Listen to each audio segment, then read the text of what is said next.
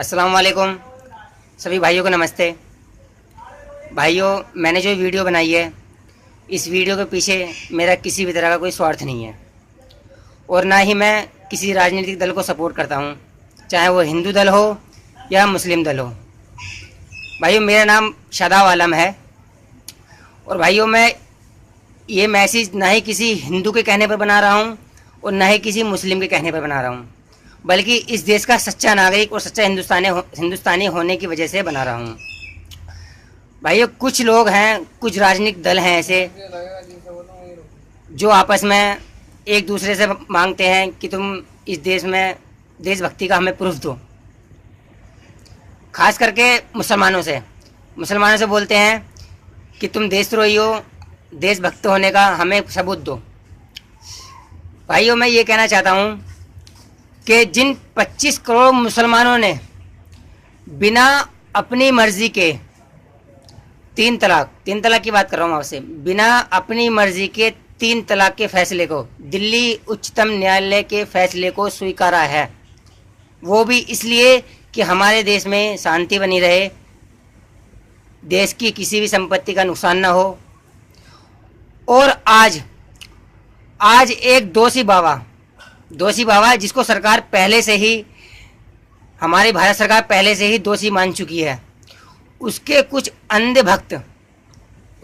अंधभक्त हमारे कानून के लिए चुनौती बने हुए हैं। उन लोगों ने अब तक 330 तो मर चुके हैं, 250 से ज़्यादा घायल हो चुके हैं, कितनी ट्रेनों में आग लग चुकी है, बसों में सरकारी दफ्तर फूंक दिए हैं। उन लोगों को ना तो हमारी देश की संपत्ति का ख्याल है और ना ही हमारे देश का ख्याल है। तो भाइयों, अब आप बताइए कि सच्चा देशभक्त कौन है? वो मुसलमान जिन्होंने बिना आग लगाए, बिना ट्रेन फूके हुए, बिना किसी को मारे हुए, अपनी बिना किसी मर्जी के हमारी भारत सरकार के फैसले को स्वीकारा है, वो मुसलमान सच्चा देशभक्त है? या ये अंधे भक्त बाबा के अंधे भक्त जो हैं, ये देशभक्त हैं जिन्होंने हिंदुस्तान की करोड़ों हजारों करोड़ों की संपत्ति को नुकसान पहुंचाया है? तो आप मुझे बताइए कि सच्चा देशभक्त कौन है? भाइयों, अगर कोई करके दिखाए, मानता हूँ कोई करके दिखाए तभी इंसान को यकीन होता है, लेकिन कुछ ऐसी चीज़ें होती हैं कि अगर इंसान ना भी करे ना तो उसको तब भी हमें समझना चाहिए। ये हमारा मज़हब है, हमारा मज़हब किसी भी तरह का किसी को नुकसान पहुंचाने की इजाज़त नहीं देता है और हमारे मज़हब में बताया गया है कि हम लोग अपने देश की खातिर, अपने वतन की खातिर अपनी गर्दन भी कटा सकते हैं।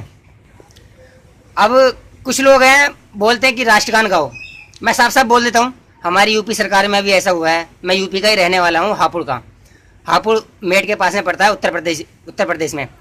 तो कुछ लोग बोलते हैं कि मदरसों में राष्ट्रगान गाओ, लेकिन उन बेवकूफ़ों को ये नहीं मालूम कि राष्ट्रगान क्या चीज़ है। वो लोग सिर्फ 52 सेकंड के लिए शांति बनाए रखते हैं, खड़े हो जाते हैं, लेकिन कभी उसको सुनते नहीं है। वो राष्ट्रगान में कुछ बोल हैं ऐसे, पंजाब, सिंध, गुजरात, मराठा।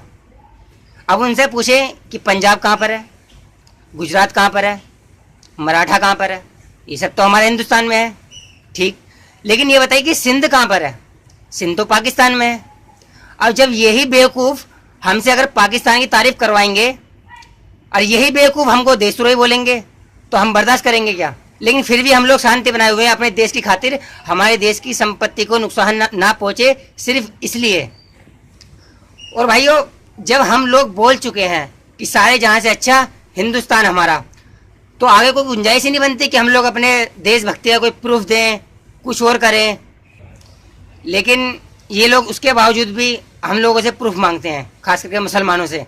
जब हम लोगों ने बोल दिया कि सारे जहाँ से अच्छा हिंदुस्तान हमारा, भाइयों, अगर शहीद भगत सिंह भी शहीद हुए थे तो अशफाकुल्ला साहब भी शहीद हुए थे। अगर मेजर आसाराम त्यागी जी भी शहीद हुए थे तो वीर अब्दुल हमीद भी शहीद हुए थे। तो हम लोग किसी को भी इग्नोर नहीं कर सकते हैं। ये देश हमारा है, हिंदुस्तान में जो रह रहा हो, हिंदू, मुस्लिम, सिख, ईसाई, पारसी जो भी हो, ये देश उन लोगों का है। इसको हम अपना नहीं बोल सकते कि सिर्फ देश अपना है, ये देश हम सबका है। सारे जहाँ से अच्छा हिंदुस्तान हमारा। भाइयों, मैं आप लोगों से मैं इतना बोलना चाहता हूँ कि ज़रूरी नहीं है कि हम लोग कुछ करके दिखाएं, तभी उनको यकीन होगा। राष्ट्रगान गाएंगे वो तो गलत है, उसको तो हम जिंदगी भर नहीं गाएंगे। वंदे मातरम हम जिंदगी भर नहीं बोलेंगे। हमारा भारत महान है, ये हम जिंदगी भर कहते रहेंगे, मरते दम तक कहते रहेंगे। अपने देश का तिरंगा जिंदगी भर फैलाते रहेंगे।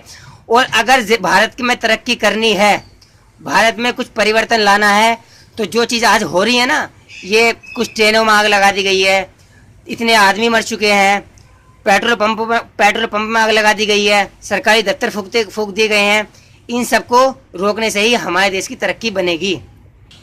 अब आप लोग बताइए भाई, असली लोकतांत्रिक कौन है?